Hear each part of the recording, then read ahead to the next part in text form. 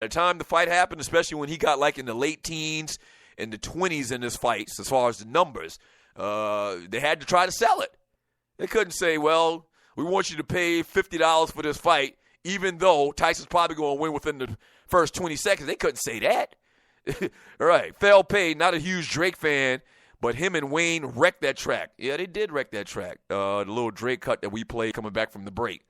From Sydney, Last Dragon Jackson, yes, Jam, he wants to see Shaq punch Barkley in the face. I really do.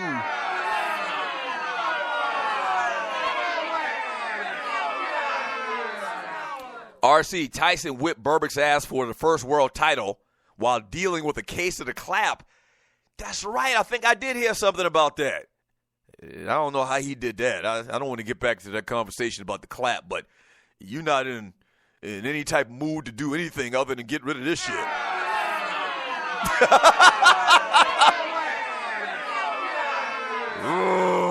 Wow. Yeah. From Angry Black Man, it says, nope, TNT has the entire Eastern Conference Finals. Okay, so I was talking earlier about, which games come on TV.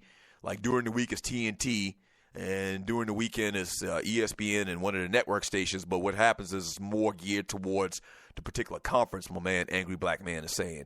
From Sydney, Last Dragon Jackson, laugh out loud, RC. Yeah, Tyson had extra motivation to be angry in that fight. Corey, I do the same thing every day, Wardy, and get sucked into chatting. Pause. That didn't sound right, sir. From Grego, Boston wins tonight. Get Lebanon. Oh, LeBron. He means LeBron.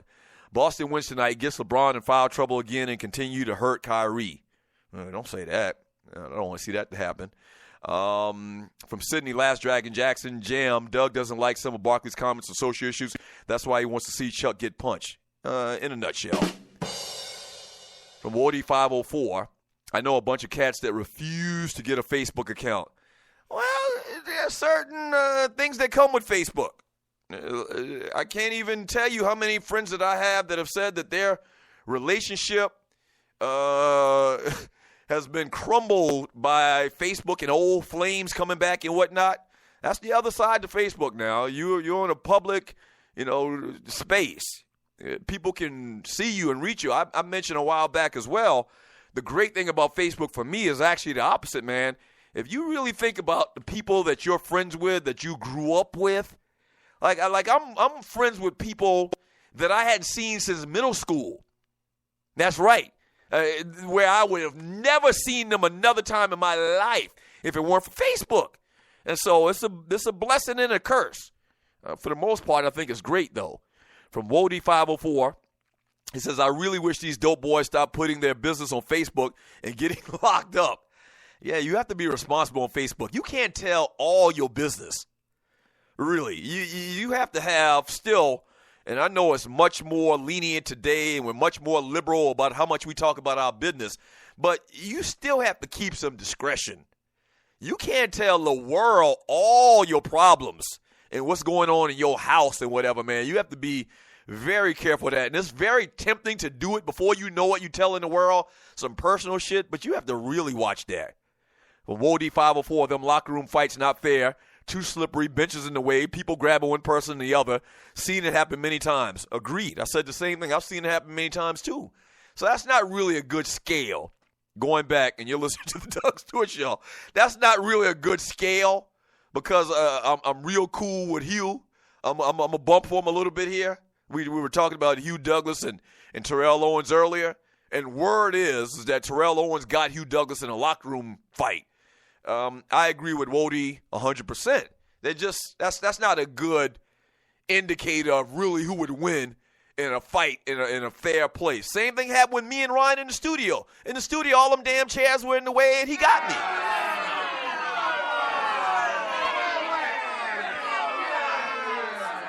Right. He got me. And if them chairs weren't in the way and I were able to get leverage, I think I had on my church shoes too. For people that don't know, me and my brother got into a little tiff in the studio. It's probably been about 7-8 years ago now, maybe 8-9 years ago. And he got me. Now, he got me in that particular one, But I got him in an earlier one, like 2 years earlier. I got him in an earlier fight in the studio, a wrestling match in the studio, and that one wasn't caught on video. That's all. It wasn't caught on video, but anybody that were there would tell you. If Shaggy were here, he would tell you. I straight power slam my brother, much bigger and I would guess much stronger than me because he played in the NFL.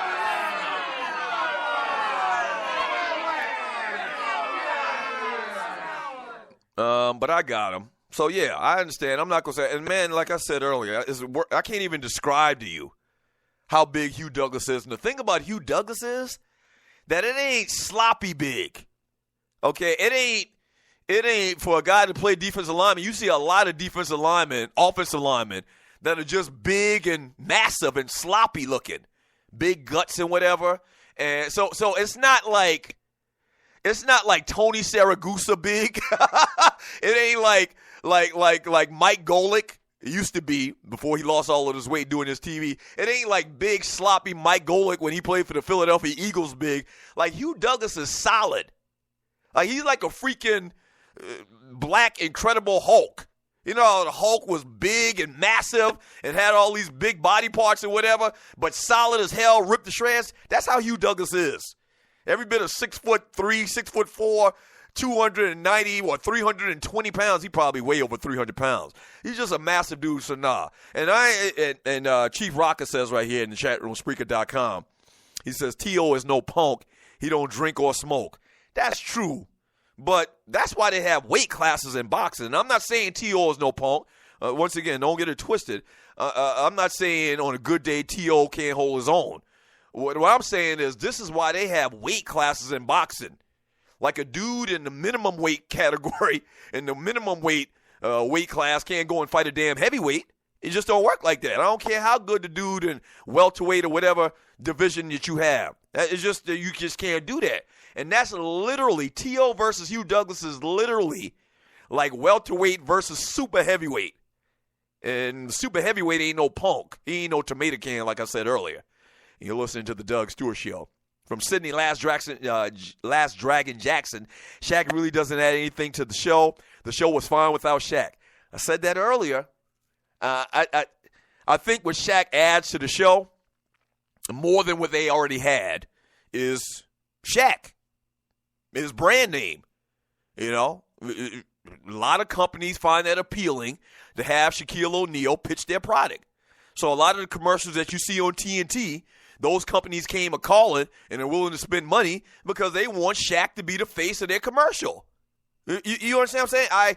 I agree with you to a degree. The show was already what it is right now. Was no different. I really don't think Shaq added, like you said, Sidney Jackson, that much to the show. It was already the same show. They just put Shaq on. And I think that's why Barkley had a problem with it, because that was Barkley's thing, and Shaq took a little bit of his shine. That being said, Shaq's a big brand, and these companies want to associate with Shaq, and he probably sells more widgets than Charles Barkley does on commercials to a large degree. If you look, Shaq's got 11 damn commercials, and any time you turn on the TV, he's always over the damn commercials all over TV. That's why I thought it was hypocritical a couple of weeks ago when he called out LeVar Ball and Lonzo Ball for having expensive sneakers. Shaq ain't never turned down a paycheck.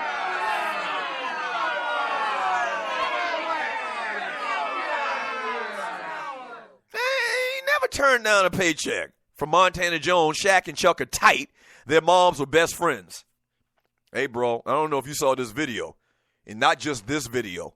Over the last couple of months, I'd say even over the last couple of years, it may have started out innocent. Maybe they were joking around with each other, and the producers thought that was good for TV. I'm sure it started out like that. It ain't in that area now.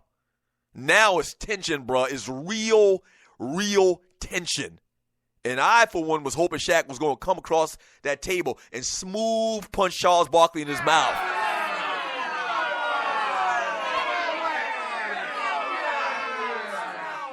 From Bussa, he says Shaq would be gone. Barkley has too many Emmys. Yeah. If anyone were to be gone, it would be Shaq. And I don't think that they want to do that, though. Because if they wanted to do that, if they thought that they were right in getting rid of one of those guys after what happened 2 nights ago, it would have happened yesterday. I believe that. That's how those type of things really happen. From Jam, Daughters Wednesday, no Doug, they best friends. Yeah, okay. They might be friends, but they enemies now. They may have been friends one time, but this thing is serious. This ain't no play thing. You know, I could say when you could start seeing that they had a little issue with each other, that it started out being a fun thing, and maybe I would even believe that they planned a lot of the stuff, the little bickering back and forth. It's past that stage now, bro. It is.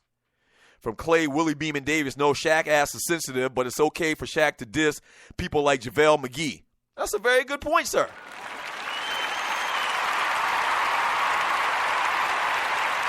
That's a very good point. That's a very good point. Now, you remember we talked about the JaVale McGee and Shaq thing back and forth. I thought JaVale McGee was making too much of it. I think that Shaq was just having fun. But you're exactly right. And I said the same thing a couple of segments ago. Shaq is a little bit too sensitive with this thing. And now you're right. You remind me that Shaq, you know, made it seem like JaVale McGee was very sensitive in their little feud or whatever. That's a very good point. Touche, sir. From Loose Neck in the Ville, band director Cy, he says Shaq go to is about the rings, but Barkley was that dude back in the day. Barkley was that dude. To quote the great Chuck D, I'll throw it down your throat like Barkley. Oh, my gosh. This Ninja Barkley would two-hand, straight, cock it, behind his back, dunk on your ass. And if you're a greenhorn, if you're a young person, you're listening to the Doug Stewart Show, you probably can't imagine that Charles Barkley was that type of player back in the day. You talk about athletic, like he was an anomaly to be as big and rounded as he was. They call him the round mound, the rebound. To be as big and round and bulky as he was, this ninja had hops for days. He's a shell of himself athletically right now. He is. I'll acknowledge that. But I'm telling you, Barkley was like the freaking eighth wonder of the world, how you could be that big and that athletic, man. And, yeah. But them days are long gone for Charles Barkley.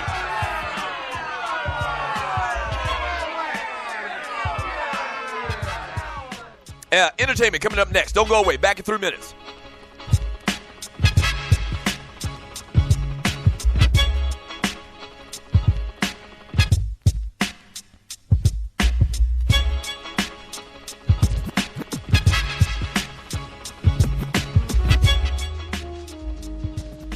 Yeah.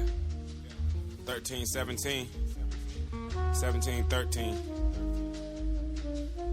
11-37. Yeah, pull up on the scene, pull up with my team. And I'm on three things, what the fuck you mean? Purple, white, and green, purple, white, and green. I ain't never going back to broke again. Okay, I put up with my team, you brought yours, that's a combination. She hit my line, back to back, that's a combination. Broke the door down to the game, had the combination. Got the Jew, that's why you clawing for some conversation. Yeah. Look, I'm Molly Lean, combo number 3. Look me in my eyes, tell me what you see. Young nigga about racks and bands. Combine that and flex on Instagram. Goddamn, double cup, pull me up, let me begin. Fuck is you saying? Tell me I beat it up, wake up and do it again. Combo. Make your face do the George Condo. My flow, Pablo, Picasso, I know. I'ma pull up on your gate, what's the combination? I got my friends, you got your friends, it's a compilation. Come and take a trip with me, let's go on vacation. Hundreds, 50s, 20s, what a combination. Yeah, pull up on the scene, pull up with my team. And I'm on three things, what the fuck you mean? Purple, white, and green, purple, white, and green. I ain't never going back to broke again. Okay, I put up with my team, you brought yours, that's a combination. She hit my line, back to back, that's a combination. Broke the door down to the game, had the combination. Got the Jew, that's why you clump for some conversation. Okay, I put up with my team, you brought joy. That's a